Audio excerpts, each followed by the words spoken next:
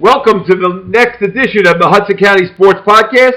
I'm your host, Jim Haig, and with me today is a very, very special guest from Bayonne, Annals. He grew up in Bayonne. He went to St. Vincent's Grammar School. Then he went on to have a good basketball career at Marist High School. Then he went to play at Montclair State. But more importantly, he then carved his niche as being one of the best basketball officials in the country. And you watch a college basketball game now, a big one. Chances are that my friend is going to be doing a game, and that's Brian O'Connell. Brian, how you doing today, buddy? Hey, Jimmy. Good to talk to you. Thanks for having me on. No, great having you, and it's a good change of pace. There's no question to give the other side of of officiating to the show. So anyway, let's turn the clock back to, I guess, because you and I are the exact same age. So let's turn the clock back to, like, say, 1971, 72. And back then, did you play all three sports growing up in Bayonne? Yeah, Jimmy, I did. I played Speedway Spartans and Pop Warner, and then I played Little League, and then, of course, St. Vinny's Grammar School, CYO. And back then, as you know, we didn't really gear into one sport back then. It kind of migrated as you got a little bit older towards the high school, but we played everything, which the kids nowadays will still be doing that. Unfortunately, they're not, and that's one of the reasons why kids don't really branch out as much, unfortunately. But growing up in Bayonne, we had the opportunity. The Bayonne PAL gave us opportunity to play since starting at 8, and Little League as well. Pop Warner was just some great memories of me growing up in Bayonne, Jimmy. Okay.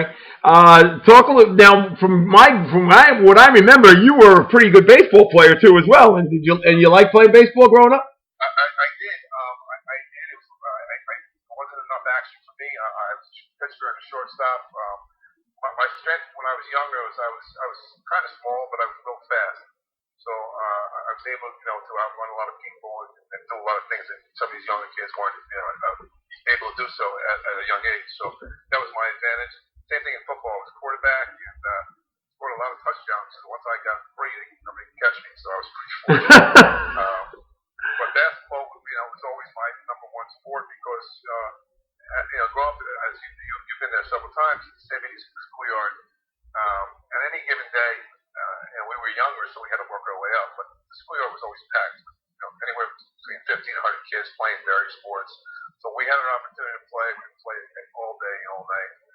We go home after school, rip off our uniform, and put our basketball stuff on, go to the schoolyard, play till dinner time, and eat real quick, and go back and play again. And as you got older, you almost had like a tradition up there. The older guys let you in as you got a little better and older. You could hold your own. So when you get to about the 8th, 9th grade, they start letting you play a little bit with them, and that's how I developed as a player, and I was very fortunate to have that opportunity. And there was a lot of talent in that grammar school growing up, boy, right? Talent, you didn't realize it. Guys like Kenny Morkowski and Phil Baccarello were the older guys that played. Right. 10, 12 years older than us, but we used to watch them play, Tommy Wise, guys like that. And then the guys that I played with, Eddie Richards and Buddy O'Donnell's and Jimmy Shakey's and John McGinnis's and Brendan Pearson's and Joe Sharkey's of the world. Any given night, most of them went on to play some level of basketball, whether it be Division 1 or 3.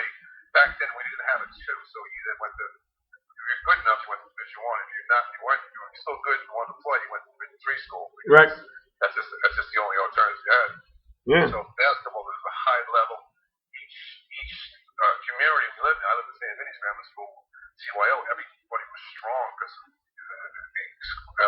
Catholic schools back then were flourishing. Unfortunately, absolutely. Back in Bayonne now, there's only one grammar school, and you can see that both Holy Family and Marist unfortunately have closed.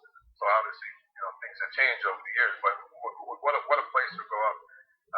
And the high school, Bayonne High School was busting out of the scene. It was a large, highest level school, 3,000 students. So that was flourishing. So we had a lot of talent. In town, we really didn't have to go out of town. And back then, it was almost like we played PAL and then we played CYO. There was no AAU back then, unfortunately, which is maybe a good thing for us. But we just stayed home and we didn't really go to many different cities until we were a little bit older to play. But it was experience growing up in Bayonne. And then in Bayonne too, you also had a certain amount of courts that you could go to. That there were always games going on. Like for instance, I used to venture sometimes and go down to, I guess I don't know what's that, about 57th Street and Avenue A. That court down there was always busting, and sometimes they let Jersey City kids go on down there to play. And if you move further on down in Bayonne, closer towards the projects, there were always games going on there. It was busting with basketball talent back when you were a kid, right? As we started in our college age, Bayonne's rec program was unbelievable. I was on a team called Kavanaugh's Big Five, and we won 5 city championships in a row. And I'm talking about playing against some of the best players ever come out of Vinny Gales and Eric Moore and Stan Chapman. They all played at Jersey City State, various colleges. Those teams were loaded.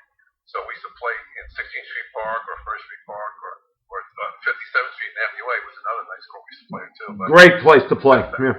Great place. But back then, like and like I said, I run into people like yourself and others throughout the country, and they talk about it's not only Bayonne or Hudson County, but it's everywhere now where kids just don't play in schoolyards anymore. There are no rims. I went to a wake unfortunately recently, and I passed Navy schoolyard. I parked my car. There's no rims on the courts now. Right, that's just sad. That's sad. It's really sad, because that's where I grew up. Yep. And a lot of other people kept us off the streets, kept us out of trouble. We used to hang out in the schoolyard. We never had to worry about walking home at 10 o'clock at night and issues like that. But I know the game has changed, and I see it each year with these kids the way they're playing. We never had a shooting coach or a batting coach or a pitching coach. We just played. Right. And unfortunately, kids now are geared to play one thing, and they're much better athletes than we ever were, and that's just obvious. But it's just I don't know how fundamental they are and well-rounded they are. And unfortunately, when they don't make it, I'm just concerned what happens to them as they go forward. Yeah, and I hate to say it, but the one thing that kids aspire to right now is, quote, let's play travel ball. And they want to be able to, play for a team that there were 12 kids and go to some other city and play against a team there. When we were kids, traveling was like walking from, say, from your standpoint, walking from 54th Street to 57th Street Avenue A. That was travel. For us, it's the same thing. We'd go from St. Paul's in Greenville to go to 57th Street in Bayonne, and that was travel. That was, because we were playing and seeing different faces and playing different kids, and that was the most exciting thing, is that you played for your own pride, and you played for just a chance to get out and run with some of the greater players that were around, and it was a great time growing up. There's no question. It really was. We used to have a lot of people come up to St. Louis schoolyard because the basketball was really competitive, and I think you had talked to Coach Miranda from Philly Dixon, similar up in North Bergen. Right. If you got there at 6 and the first 10 that played, if you lost that first game, you probably weren't going to play for 4 games. Right. So many people went looking to play. So that's just the competitiveness that we had. Everybody just played. And the last couple points at the end of the game, it could take a long time because you weren't going to get a free shot off. Yeah. You know what I'm saying? Because nobody wanted to sit down. Yeah. That's just the way it is. And also the travel thing, I think it was an article, 88 AAU National came out and said, they had the Nationals down in Florida. They started forming teams. And I really believe that the local high school coaches lost a lot of control with these kids once they went to play for AAU. Yeah, a little bit. That's for sure. The only guy that had always had control was Coach Early, because he didn't care who you were. Right. It was, and that's unfortunately. Even if you played AAU, he still had the finger on the pulse. That's for sure. Absolutely. Yeah. Absolutely. I've seen it multiple times. He was one of the few guys that was able to still coach his way, and those kids bought in. But that's one of AAU has kind of ruined our college game. I can tell you why, because also you can play 6-7 games on a Saturday and go 4-2, and things are okay. When we played, when you lost, you were upset for a week. Right. And then, so that's just the mindset of some of these kids nowadays. But let's face it, college basketball is still a tremendous game, and unfortunately, the NCAA tournament was canceled this year, and most of the Big East tournament. Although I did have the last game in the Garden this year. Oh, you did? Really? Okay. Big Johnson, great game, but that's an unfortunate situation, and we really miss college basketball, and these kids are just really good, and hopefully they continue to stick. I agree. I agree. Now, when you were talking about all the players from Bayonne that played Division One, there's one that was from St. Vinny's that we didn't mention, and that's Kenny Plutnicki, who played at Harvard. Yeah. Well, Kenny was, six, eight, and Yep. he had a tremendous career at Harvard. And he's doing really well now. He's a really great kid, and he just got better each year. And he had just like in my situation, I got a lot better as I got older. As I got stronger in college. Right. Some of these young guys who were really good and big in college, they never got better because that was just where they stayed. But he got really. He went to the right school, of course. Well, that was his brain, so that took him there. That's what I'm saying. Yeah. One of these guys, he chose the right school and is having a good career. Another good, really, really good player. He got actually better. He went to Fairfield and St. Francis. Unfortunately, he passed away to Joe Sharkey. Right. But he was younger. But Sharkey growing up was you knew he was going to be a superstar. He was destined for that, like say from 5th, 6th grade on. Everybody knew he was going to be a player. He played with that little chip on his shoulder. Yep. He played with, and then the other guy that went to Ford was Brendan Pearson, right? And he had a really good career in high school, and he had a really good week at 5-star camp. Yep. Year, and Garth liked him, and you know what? Panthers took a shot, and he looked. I mean, he's doing really well down here by me, but he just had a good career.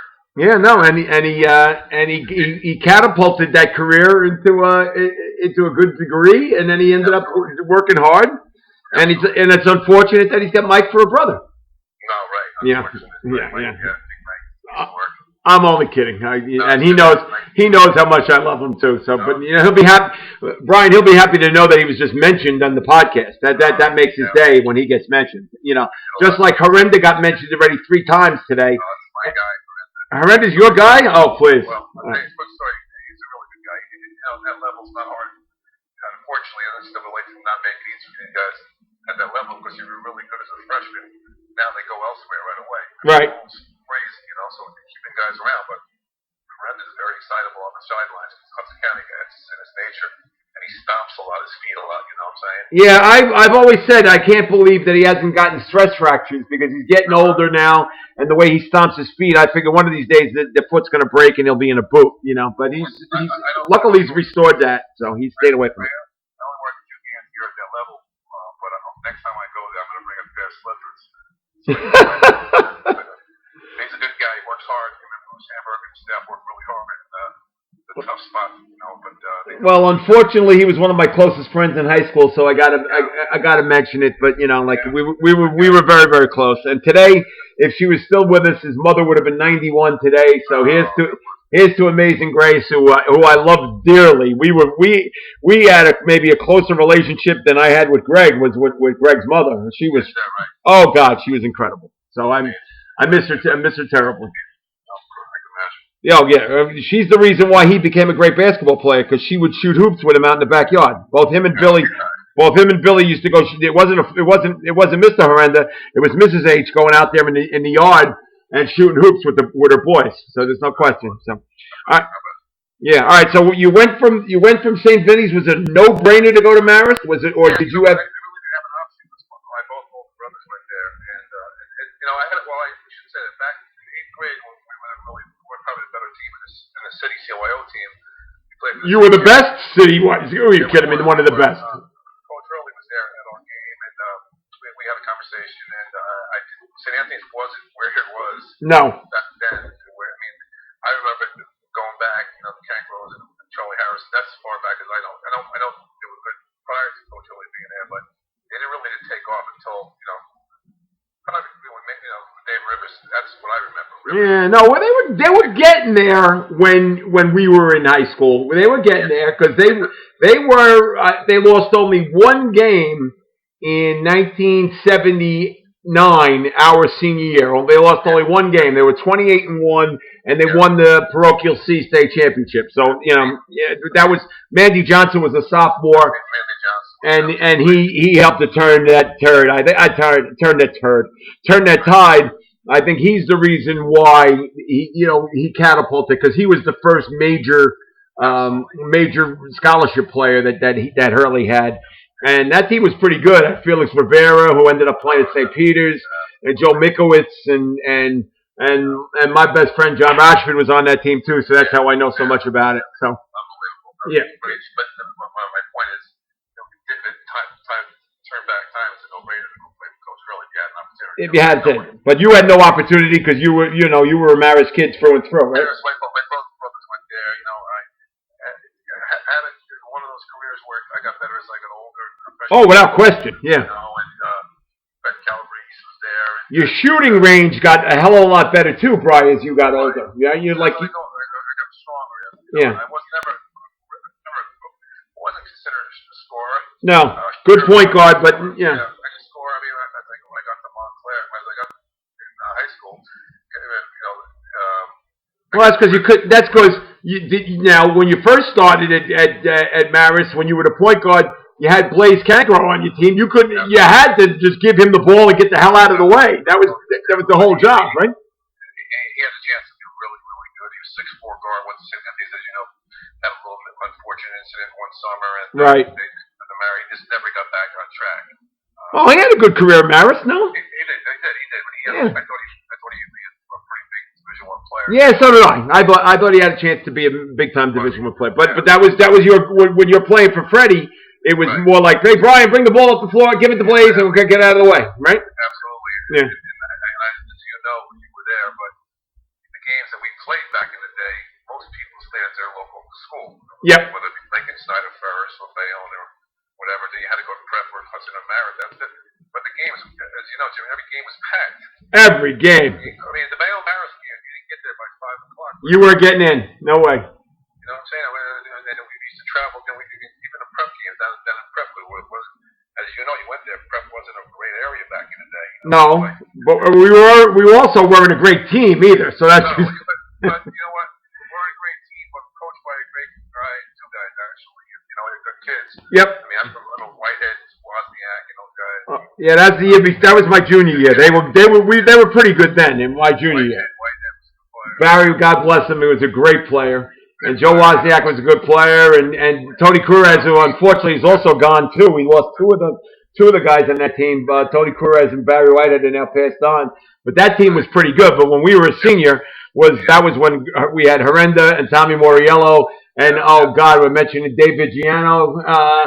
That team was not that good. No. I think we won about 5 or 6 games. That's it. My point is that Hudson County's changed. Everybody pretty much migrated elsewhere, but back then you couldn't get into. I mean, the Lincoln Snyder game. I mean, it was incredible. We had tremendous players, Division I players on every team. Yep. And they would just go at it, and it was just amazing. Yeah, the competition in Hudson County back then was unbelievable. Every single game was a war. Every game was a war. It would go right down to the last game of who was going to play for the county championship, because back then there was no such thing as playoffs. So as if you won the North and you won the South, and the winner of the North played the winner of the South in the county championship, and that was it. So it was a really great time. And you handled your own, Brian. You were a very good player. You got to play for Freddie. He was a good coach. Yeah, I got better when I went to Montclair. I got a lot better at the side. I just got stronger. I started lifting weights. We never lifted weights back then. Right. It wasn't a popular thing to do, and did I want to, but I started getting weights, my body in shape. I started playing with better players, and Ali Gelson was a tremendous coach up in Montclair. God bless him. He's still with us, and he's still going strong. We won the NJAC my last 2 years, but back then, as I stated previously, and who else was on that team, Brian, besides you and Eddie Rich? Freddie Hill was there. We had Jeff Johnson, who was a really good player. Charlie Coe was a freshman. Oh, Charlie Coe was a man. Charlie Coe was a great player with us. He was a man. We had 2 good runs. Got to the Sweet 16 by both years. We lost one to Upsler, but Upsler was really good back then. And we lost to Brooklyn College one year. They became Division I college next year. So we were good. We were really competitive. Some really good players in the NJAC. Clint Wheeler was there when I was played with the next branch, and players like that. The coaches. It was competitive. Now I'm not saying it's not competitive, but kids have an option to go to Colwell and Felicia and all those other schools now and not pay at all. Right. So they take some players away from the NJAC. And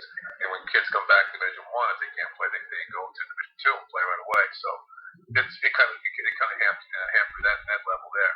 Yeah, but NJAC is still, I still work at Rutgers Newark, so I get that. Yeah, it's still every game is a war. There's no question. Every game is a war. So. It's a fun league. It really is. Yeah. All right. So how did did you like your time at Montclair? Obviously playing for a guy like Ali, he kept it entertaining. Like I said, just I was actually going to go to Springfield College pretty heavily for the summer, and I contemplated going there. And then Rich and I knocked heads at Maris and Bayonne, and we decided to go there. He also kind of got me, and I wanted kind of a package deal we were making. Well, he was my best friend for a long time, and I haven't seen him in a while. He was at my wedding party. He's a really good person. He's a Hall of Famer. Yep. But we had fun up there throughout the years. And to be honest with you, I had no intention. Actually, if you talk to all the referees, like Timmy Higgins and those guys who worked it, I was really a pain in the neck to referee. I thought I knew everything. So if you had told me that I was going to be a Big East ACC official now, I would say, you're out of your mind. But so I just changed gears, and I bought into what I really had a passion for. It's my basketball career. All right, so now we've talked into that. How did that morph? How did you morph your basketball career from Montclair State into being an official? Where did that all start? Well, I played a little bit in the men's league when I got it. I worked in the city for a long time, but I was playing in the men's league and just playing until I was probably 25 or 26, and then one friend of mine was saying, the referee didn't show up to the game. Do me a favor and help me out here. I need to work with me. And I'm like, nah, I'm not wrestling. So matter of fact, I did work that game, and I said to myself, well, it's free. I enjoy doing this. So I took the class, the eyeball class, which is the local board. Yep. Jurisdiction over the state of country nationwide, but Board 33 is my board, which I was initially a member. Used to be taken. Felix Adio, my friend. Felix is now the president of IBO. Back then, a guy that really was kind of Edgar Cartati. Oh, sure, Edgar, of course. Legend in every sport, but just one of the best clinicians I've ever been around. Looked at it's called the entry level freshman and JV. I did that.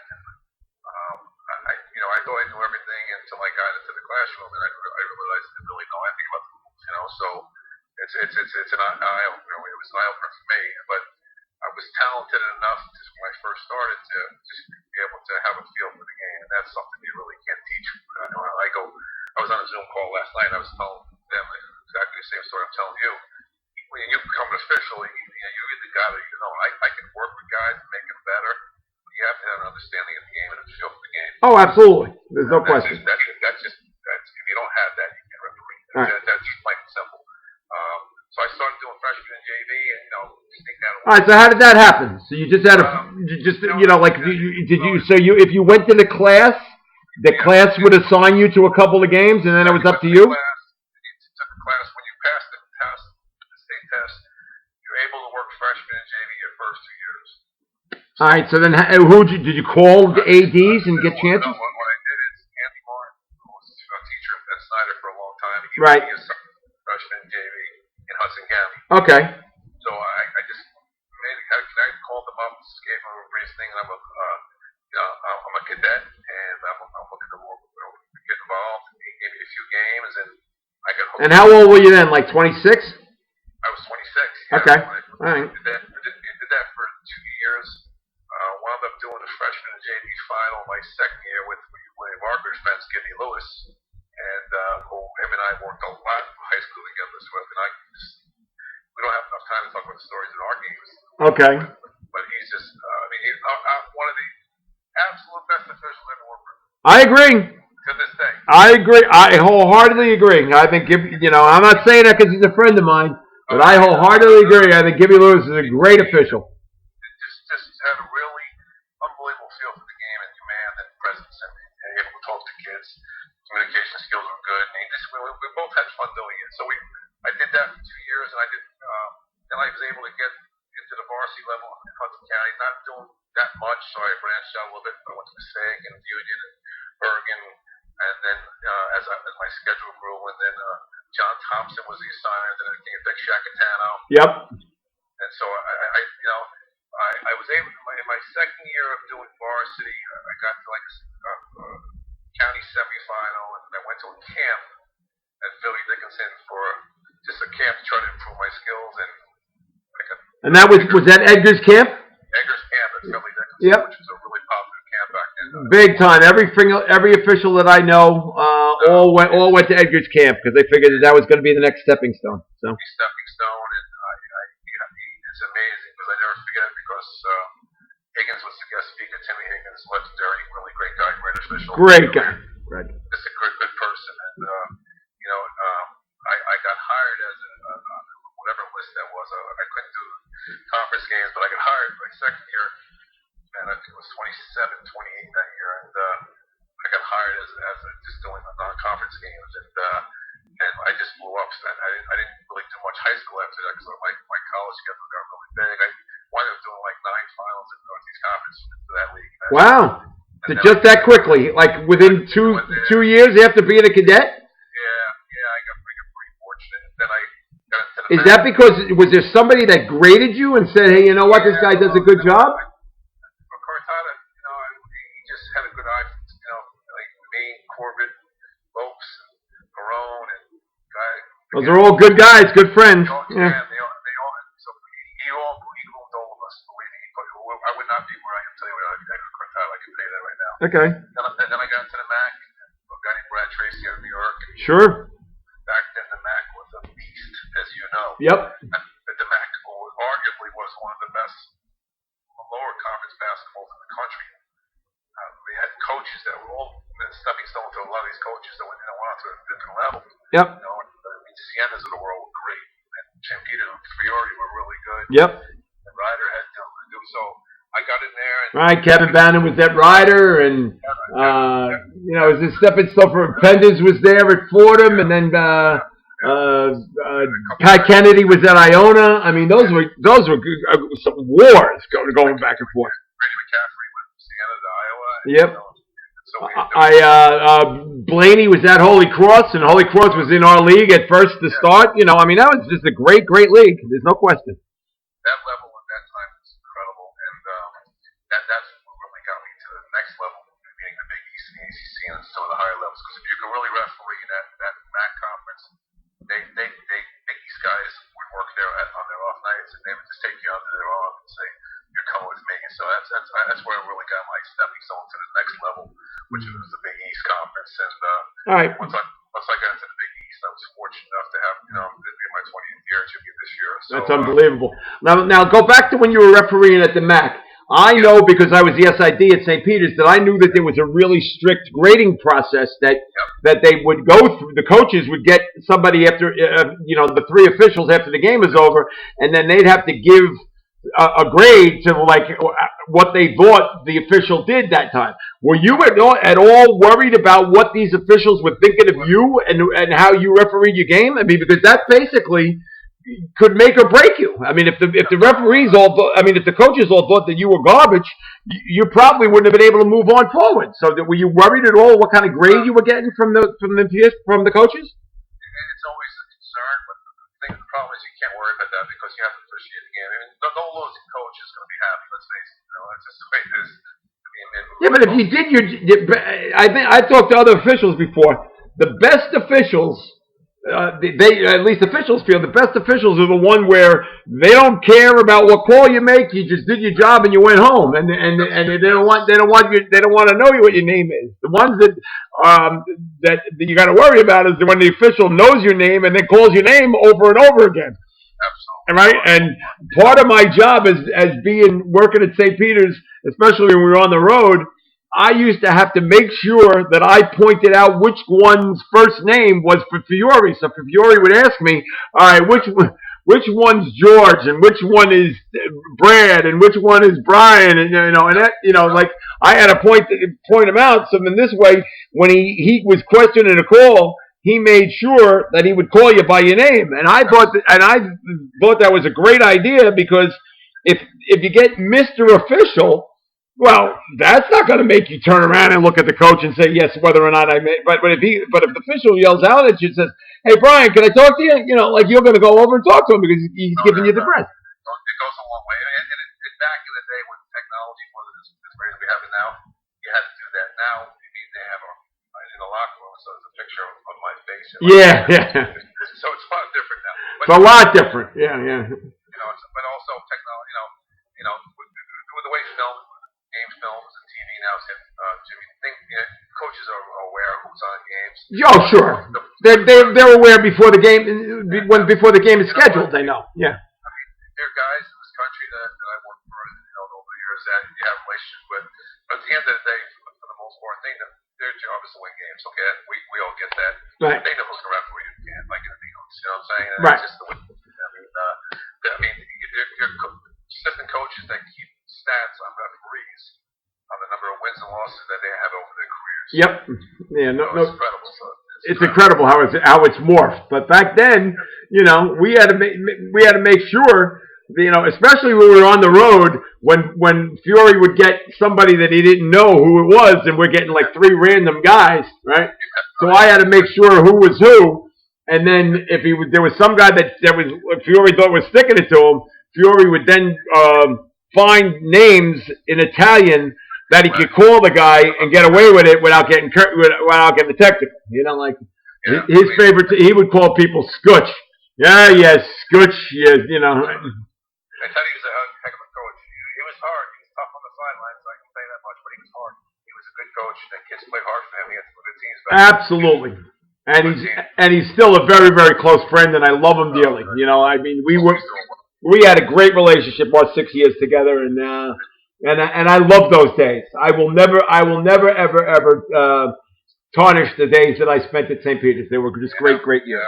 So hopefully they get back on track. If the way now is really good, I think they'll be fine. Yeah, no, well, they had a great comeback year last year, and 4 of the 5 kids that were on the all freshman team were from St. Peter's. So so Shaheen's got it going in the right way. There's no question. So when you get old, you've been around too long. I used to referee Shaheen when he played at NC Home. When he first started. Oh yeah, there's no question. Yeah, I know when I'm getting old is when kids that I covered now have grandkids. And that's when I say, oh, that's too old for me. That's just, you're real too old for me. Yeah. But Shaheen, he'll do a good job. He'll get some kids to stay home and they'll play hard. Yep, absolutely. All right, so let's talk now. You made the jump from doing, like, say, the local, what they call the mid-majors, the FDUs in St. Peter's, and then you got the break to go into the Big East and all. And who was influential for you there? Was it Higgins? No, you know what? I was fortunate enough to be sent from a crew from the Northeast Conference to a NIT game of Syracuse. Syracuse played Bonaventure one year, and I was on a crew. So I guess I evidently did a pretty good job on the game, and then I got a call from the Big East to go to their camp. It was at the camp at Burley Dickinson that Sonny Vaccaro used to run. Oh, okay, ABCD camp. Yeah, so in conjunction with that, the Big East tryout was that. So everybody, guys from all over the country that were trying out. Okay. Went to the camp, and all the big time officials, Valentine, and Higgins, and Burr, and Kale, and Corbin, all the guys that were mainstays in the Big East when I first started Donato, and they evaluate. So I had a pretty good week, and throughout somewhere in August, I get a letter from Art Highland from the Big East Conference, so I got accepted to work into the conference, which is something that was always my goal, but I just never thought it would come that quick. Okay. So I got into the Big East Conference, and that's when the Big East Conference blew up. That's when it expanded to 16 teams. So timing was right. Louisville, Connecticut. I mean, all these schools that were in Pittsburgh and Virginia, all these teams were in there. It was the best conference in America back then, as you know. Right. It's competitive, so you had to work. You didn't mention my alma mater, but that's okay. We'll get to them. All right. But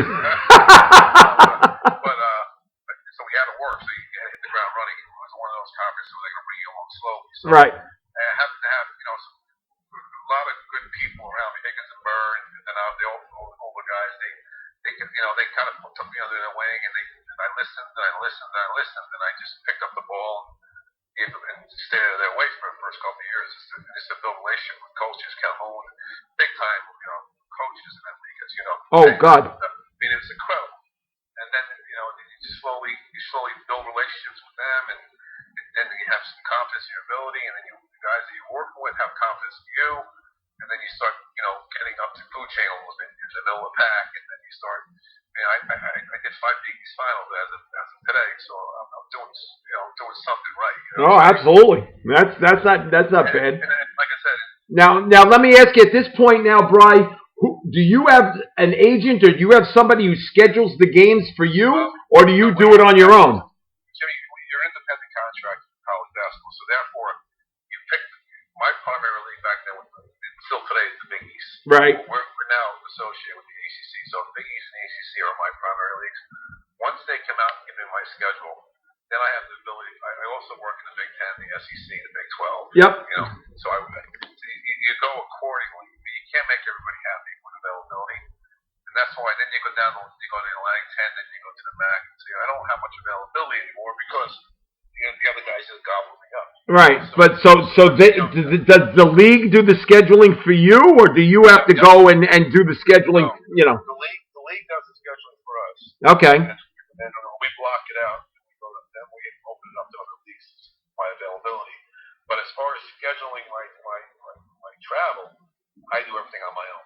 Therefore, so you have to do travel on your own too as well, right? Yeah, and it's gotten better over the years. Guys are working, the 5 major guys are working together. Conference supervisors. In the past, when they didn't speak very much, I could be in Syracuse one night, and I can go down to Miami, and then I can go back to St. John's. But now I'm going to go from Syracuse to UConn to St. John's, within reason. You know what I'm saying? So it's good. It's also better for us to get more rest. All right, but when you first started out, you might have done like say 3 games in a weekend and been all over the country, and that had to be brutal. It's brutal, and it really is, and it makes. And how do you get your rest? How do you, That's the problem. Perceptually, it just didn't look good. Things are starting to get better now because we're regionalized now. We're more consortium oriented. Okay. Big Ten has theirs, and then we have ours. And the SEC has theirs, and the Big 12. So, and then we do crossovers, so we have the ability to work at various different. I had the Marquette at Kansas State game this year. Right. Because I look at both leagues. You know what I'm saying? So that's an example of what we do. But it's enough. And then what happened was the finances got to the level where we didn't have to travel much. A lot of times with guys just have to work game in the MAC on a Friday, St. John's on Saturday because the money, so you don't only have to take that game on Friday night. Right. The rest up. So we're fortunate that way. Okay. It's a business, but it is. All right. Now let's just say last year and before the pandemic hit, how many do you know offhand? How many games you did? I have something. Like I said, it's a lot, but I have something like 86 games. 86 games. Yeah. Brian, that's insane. That's a lot of games. It really is. And like I said. And you're not getting any younger. No, I'm trying to cut back a little bit. The problem is these games are hard to not accept. Oh yeah. But as an independent contractor, you got to worry about like whether or not physically you can handle bouncing back and doing a game, right? I have a little issue. I just had meniscus surgery in May, so okay. I had a little neck injury this year that I got through it. But games are hard. In the past, guys could do 100 plus games, and they would work every night. But well, what was the most you did in a year? I did 106 one year. Oh my God. This is back, 15 years ago when I. Well, when you were young, you were in your 40s, and you were a hell of a lot younger, Yeah. And your legs weren't taking as much pounding. But 106 games in 4 months is a lot.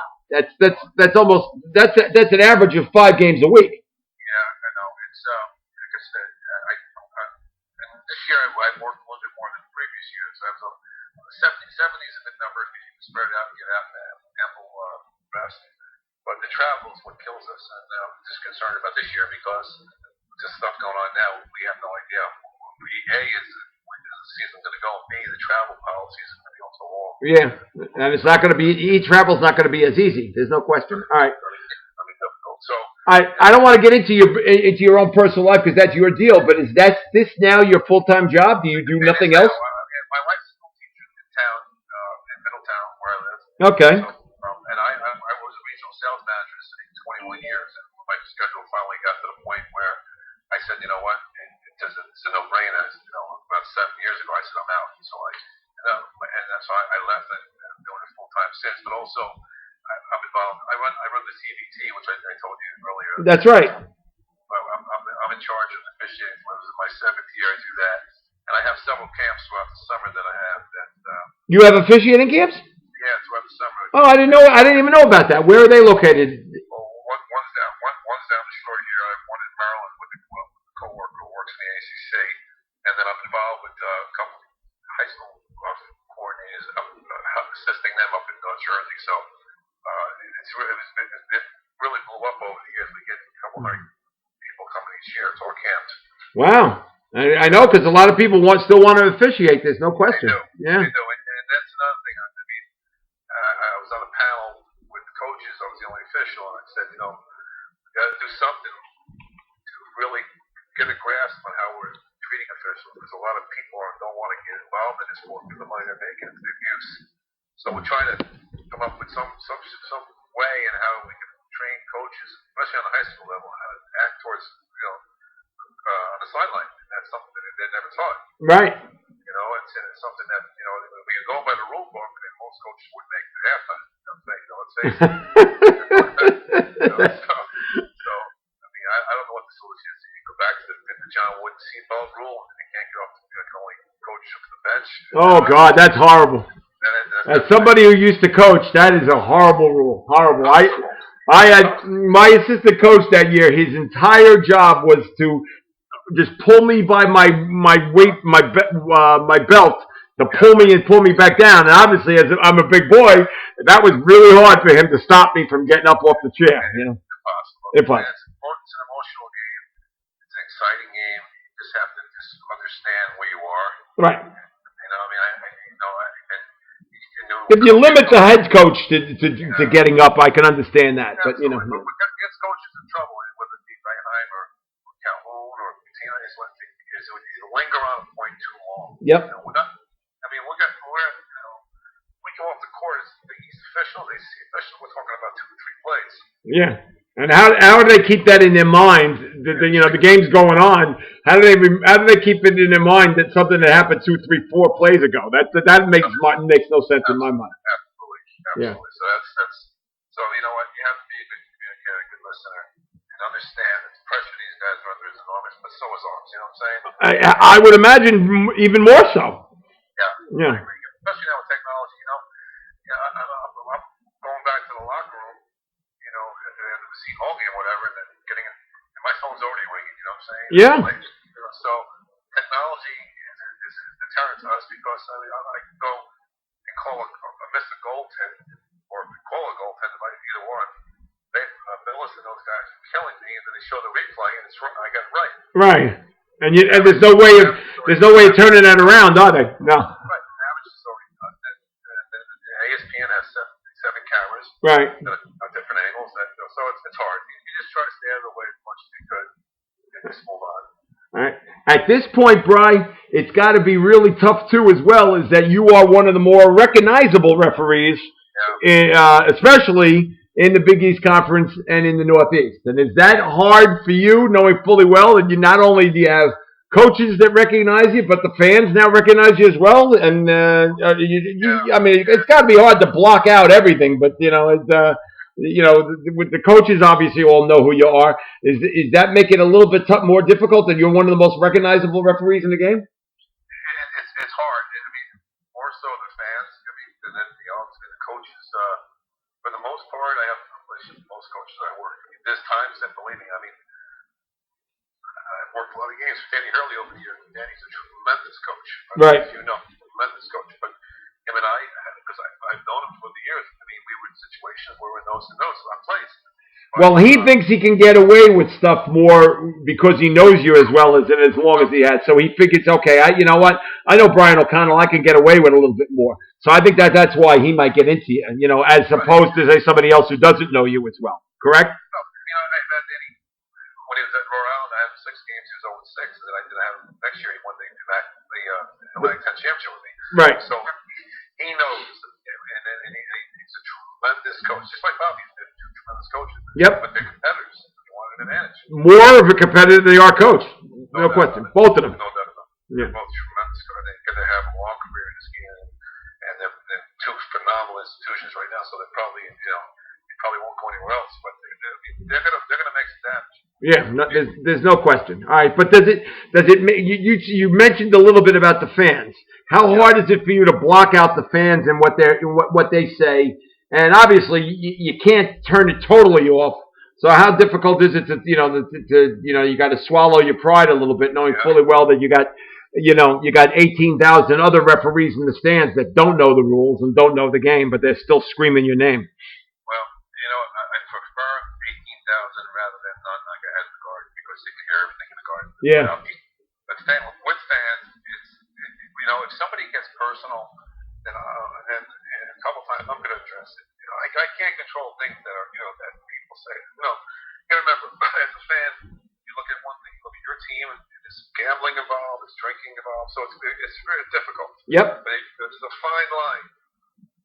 And if you get to me in a fine line, I'm not going to do it personally. We have game management most of the higher levels that's going to take care of it. Sure. But if somebody goes over about, we'll address it at a meeting timeout or halftime or something like that. But for the most part, you just got to block it out for free because you know what, you're not going to control it. No. Most of the time, you know where it's coming from. Okay. All right. Now turn the clock back. And what was the first? Was there a first time you had to pinch yourself and say, "Oh my God, I'm refereeing in the Garden," or "Oh my God, I'm refereeing a Big East game," or "Oh my God"? Did you have those moments where you had to pinch yourself and say, "Is this really happening?" And where were those places that you were most impressed? Well, that's probably the question I get. There's bar none. There's only one place that is public is the Garden. Right. Okay. To this day, I prefer the old Garden with the different levels. Yeah. The new Garden now with the bowl is still special. When you walk into the Garden, it's almost like walking to Yankee Stadium.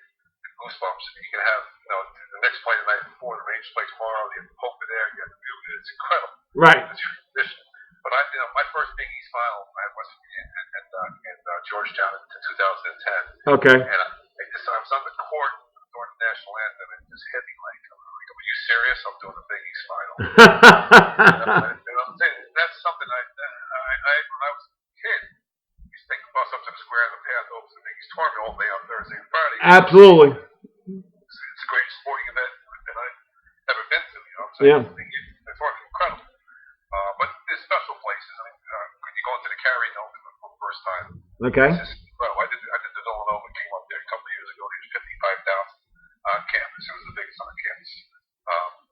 The turnout, it was incredible. Then you go down to Duke. It's Duke special. Yep. And then you go out to Hinkle out Butler. It's tremendous. Unbelievable place, isn't it? The only place I played on that floor. I played 2-on-2 on that floor. How about this? With Mike Wise, Frank Isola, and Steve Popper. We played 2-on-2 before, right after a Knicks shoot-around. The two of us, four of us. That was great. The only place that I got asked this last week on a Zoom call by one from the referee where I never worked out in Foley. Okay. Because it's out west. But that would be a place I would love to go. I've been in Kansas. I've been in most, but the Garden is so special because of first of all, where we live, Yep. I grew up in Nicknam. I went to go to Seminary and Sullivan to get Clyde Frazier sneakers, remember, on Bergen Avenue. Okay. He was my favorite player in town. So now just to go there and just to referee there, and it's a special place, All right. Without mentioning names, who's the hardest referee who's the hardest coach to go to referee games, and who's the easiest or the best? It's funny because some guys you perceptually you think you got to think differently. What I tell you personally, you look at like Tommy Izzo, Michigan State. Yep. He's intense, but he's really a really good guy. I agree. I wholeheartedly agree. I know him pretty well. Yeah. I had Jay's tremendous to official. He's hard to referee during the game because he kind of gets into his zone. Yep. When the game's over, it's over. I had seen Hall with Whitehead. They beat Villanova in the Big East final. I think it was 14 or 16. I'm not sure what it was. Yeah. And just Jay was so, of course, he didn't like Luke. He was just so gracious. I know we gave him a fair shot.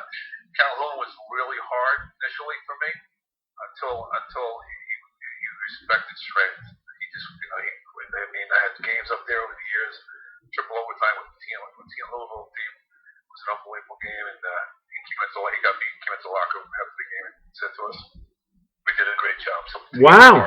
yeah, he was hard. There's some guys, younger guys that don't think they're getting a fair shake when they first get to these leagues because they don't think they have the credibility of some, but that's not the case. I mean, we can go into it.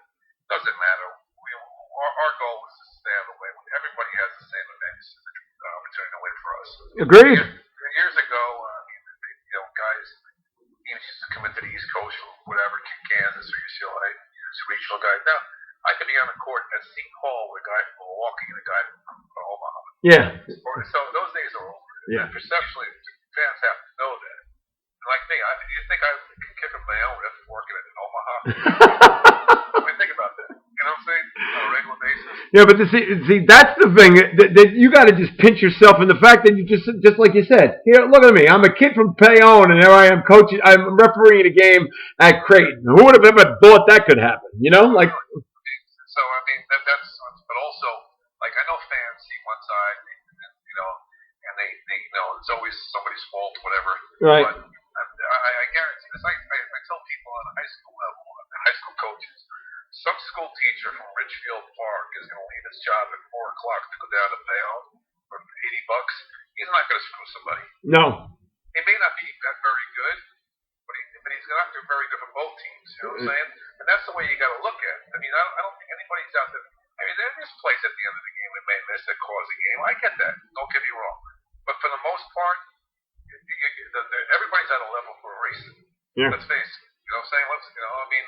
Let's face it. We're getting better as referees because technology allows us to do that, the training, and so as the game gets better, we're getting better. Believe me, I'm not lying to you. I'm just telling you the truth. I hear you.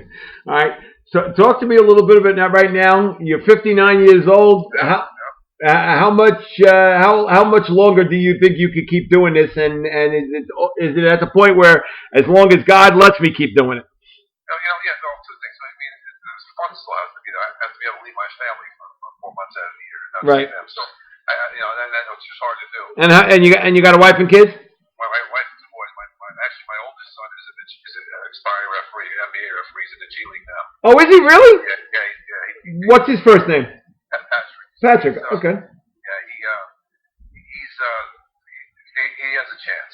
Put it that way. Wow. My other guy went to Maryland.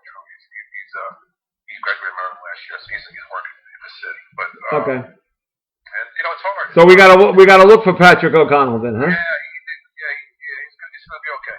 He's strictly MBA, so little Division I college down south, but nothing great. Okay. But it's hard, but also my body. I mean, I'm in good shape. I had a little knee issue this year.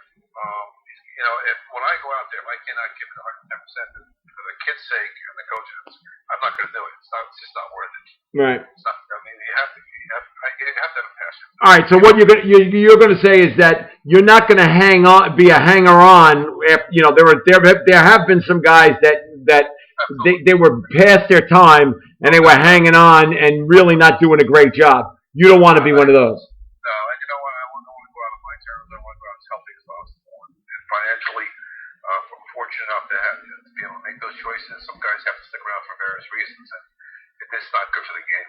No. No, and it'll damage your reputation. Yeah, you don't need that. All right. What would it mean for you, Bry, to be selected to referee in the Final Four? Yeah. And how close are you getting? I know you did a couple NCAA tournament games in the last couple of years. I've done 20 years. I've done 14 regionals. So 14 regional finals? No, we have three regional finals. It's been 11 Sweet 16s. Oh wow, okay. So you're more than just doing it. Yeah. I did 3 at IT finals so far. So, yep. Jimmy, as you start going towards the end to that level, it becomes difficult because you can't just pick a certain amount of guys from certain areas, you know what I'm saying, or like Big East guys. You have to spread it out. Yeah, and but the politics that's involved with picking the Final Four referees is really tough. Really tough. And like I said, everybody who goes, I'm happy for and proud of because I work with them on a regular basis. Sure. But it's just when Hank Nichols was the signer of the NCAA, he was based out of Philly. Then we had John Adams, who was in Indianapolis, and we have another guy, J.D. Collins, is out in Indiana as well. Okay. So the different, there's a lot of different variables that go into it. I'm not going to define my career based on the Final Four. No, you can't. But that would be the ultimate, wouldn't it? Yeah, it'd be nice. It'd be a nice feather my cap to leave, but I can't worry about that because the games are just leading up to it are just so hard to referee. That it's going to keep your mindset on the game. Okay.